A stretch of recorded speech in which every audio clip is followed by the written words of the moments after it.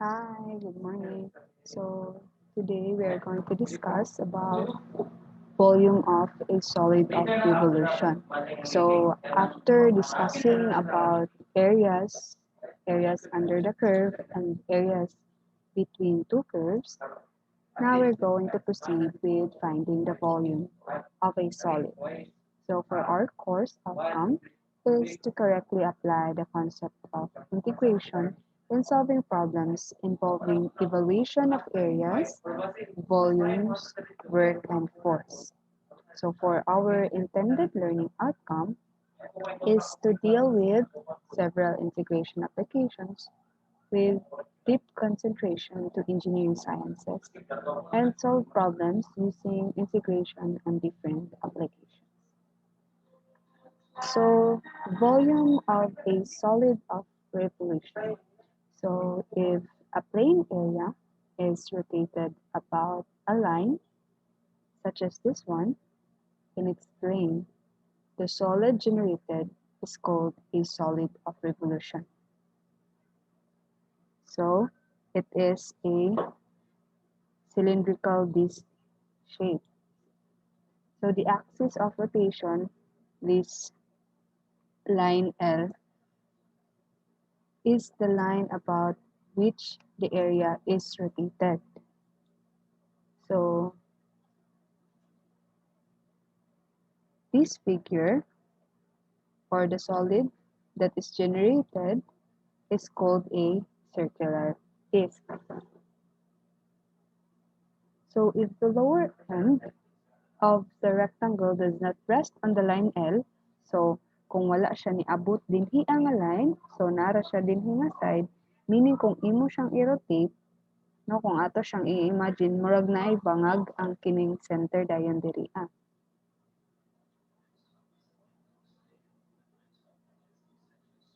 Right? Kung ato ni kini nga definition, no?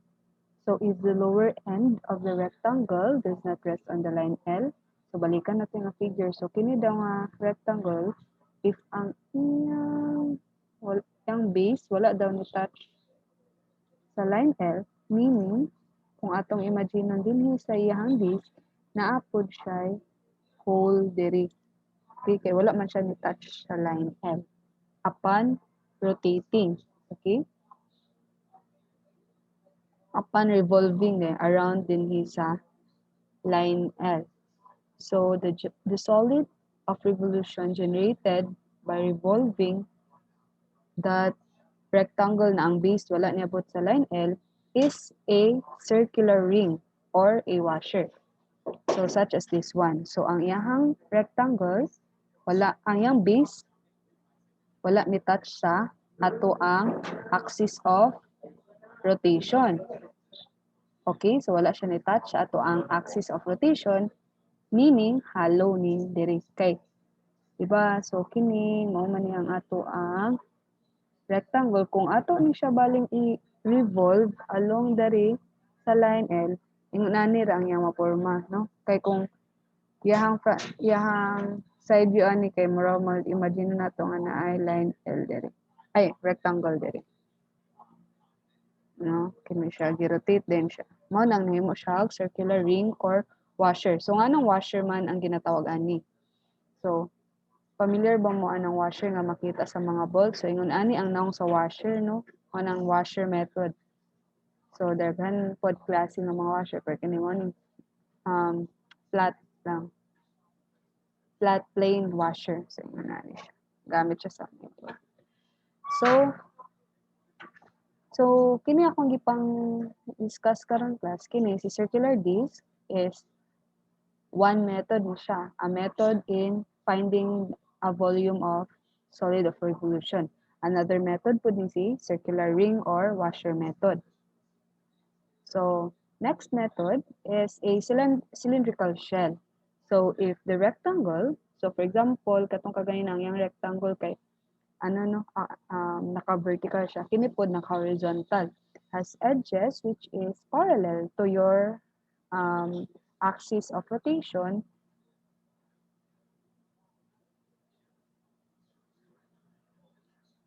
So,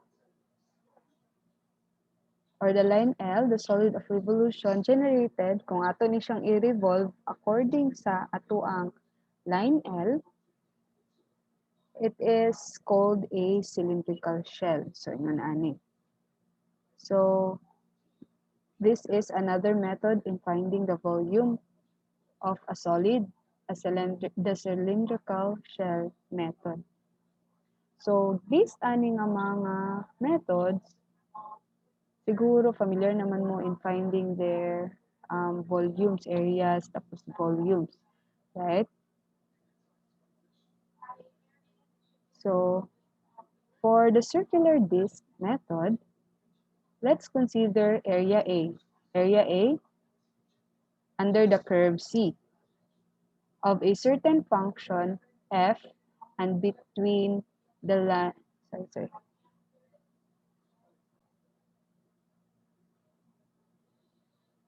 So, the function f and between the line h is equal to A and h is equal to B. So let's assume that f is continuous on A to B. And if the area is revolved about the horizontal line H, so area A, if this area, so this area daw from point A,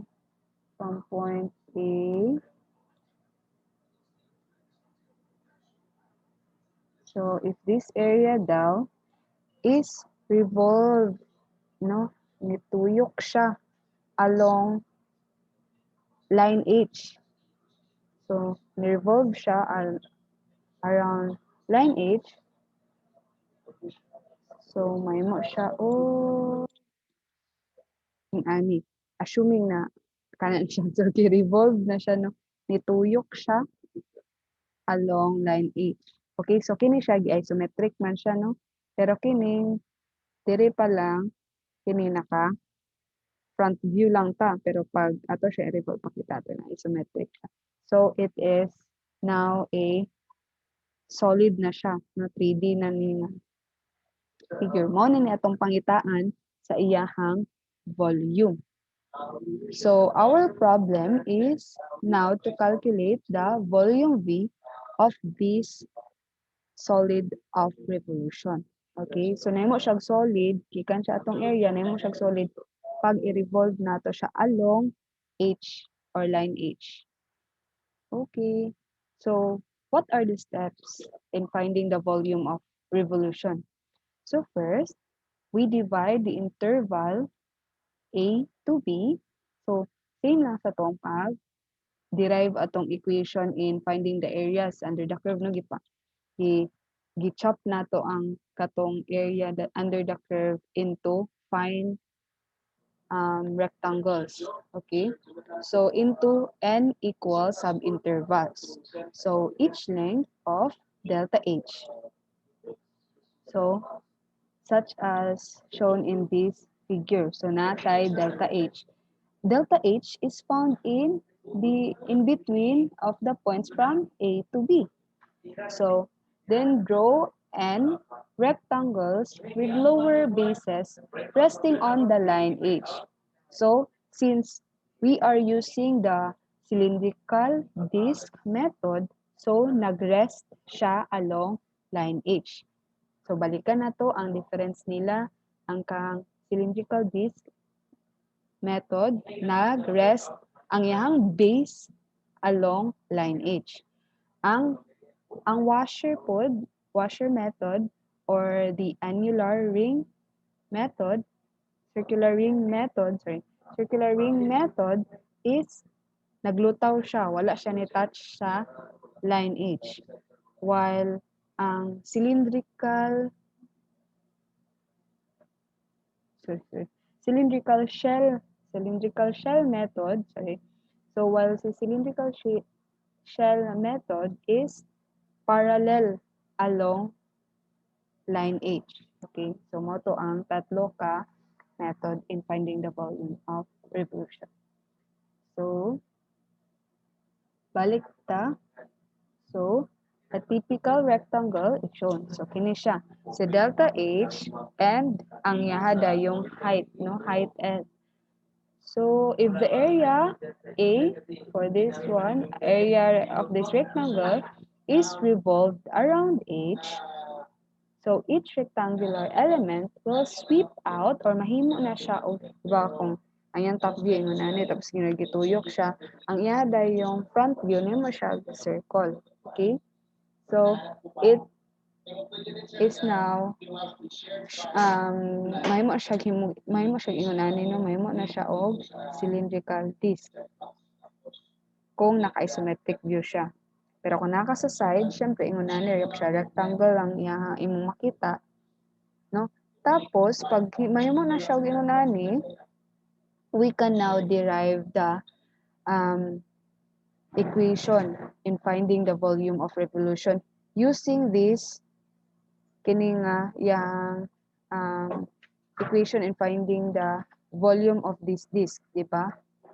Kuha natong circumference aning iyang face, i-times day nato sa iyahang thickness.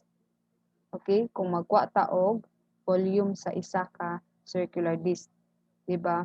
Pi d times the thickness dayon. So anyway, so the sum of the volumes of the disc same lang gyapon sa theory nato in finding the area under the curve, no nga ikuha nato ang summation adtong areas under the curve para ma-approximate nato ang total area.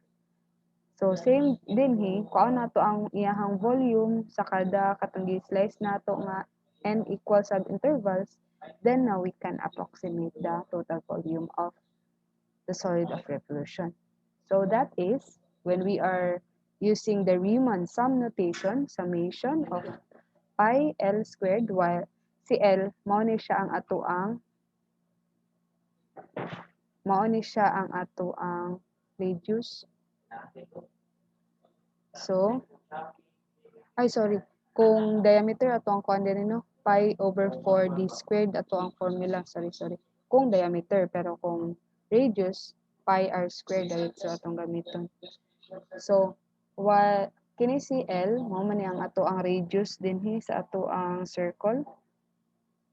So, pi L squared times delta H, since kini si pi r squared is the area of the circle times dayon nimo sa iyahang thickness. Di ba mo man ang volume sa circular disc. So the volume of the solid can be regarded as the limit of the sum from equation number 1 as n tends to infinity. So then by fundamental theorem, from the equation 2, we write the volume of the solid revolution is now equal to si pi. Pagawas na to siya constant. So pi integral of L squared dH from A to B. So this equation may serve as a general formula for finding the volume of a solid of revolution using the disk method. So that also implies that the change in volume is equal to pi L squared dH or pi r squared. Para mas dali ninyo siya madumduman, r squared since r is the radius of your circular disc, which is the volume of the variable circular disc.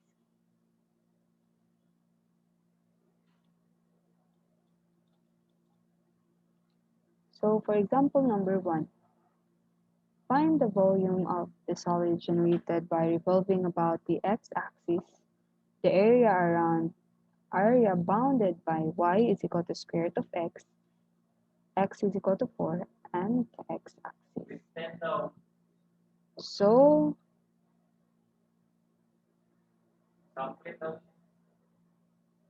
This is the y-axis, x-axis, curve y is equal to square root of x, and x is equal to as and x is equal to 4. Okay, so this one, line x is equal to 4.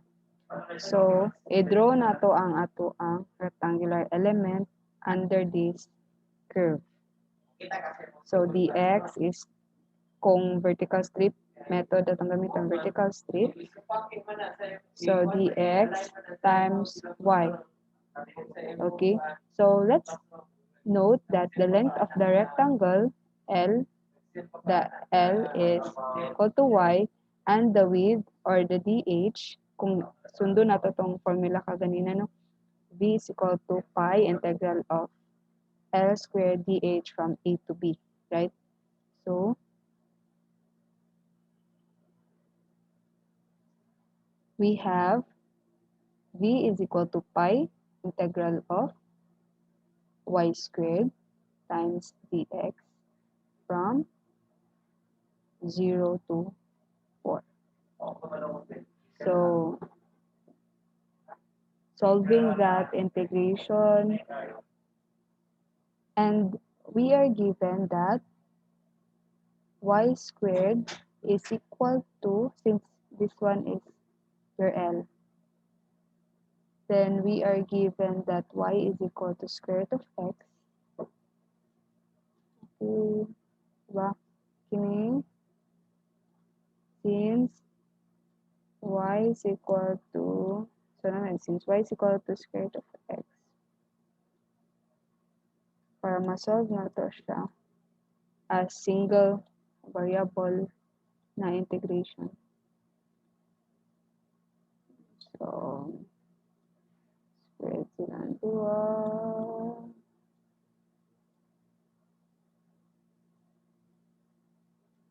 So, may mo ini. Oh. So, therefore, y squared is now equal to x. So, masolve na nato ang ato ang integration, integrand. So, simplify ng integrand. Now, the final answer is 8 pi. Okay, so una, atong i-graph ang given. Identify kung asa ang ato ang L or ang ato ang radius, then ang ato ang width, ang length o ang width ra nga to ang kinahanglan identify, and ang atong limit. Okay. So for example number 2, find the volume of the solid generated by revolving about the line x is equal to 2. So, and the area bounded by y is equal to x squared and y is equal to 0. So first, ang ato ang curve, which is y is equal to x squared, and line y is equal to 0 or the y-axis.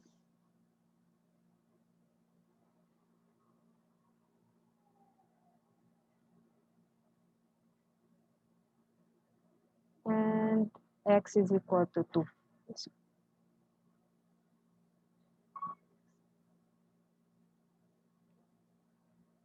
Sorry, y is equal to 0, the x. So this one.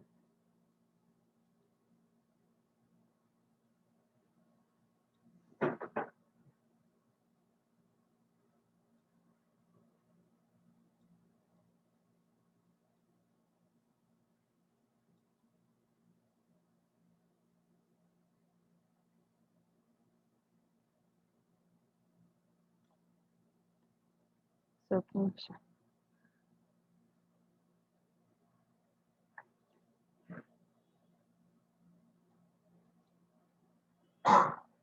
So, note that the rectangle is L is equal to 2 minus x.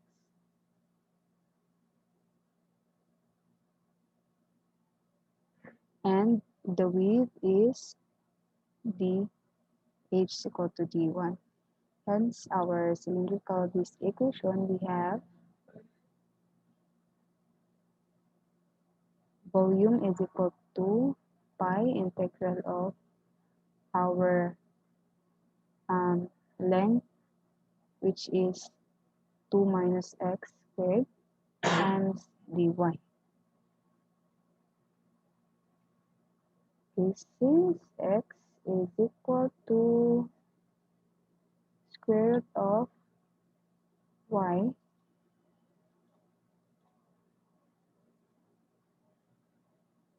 from this equation, we can substitute it to the value. So we have 2 minus square root of y squared.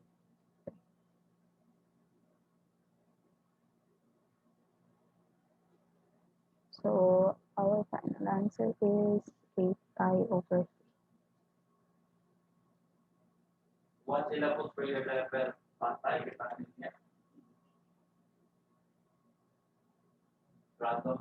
Okay, so this is our activity number 12. Try it on your try it on your own. Try solving this.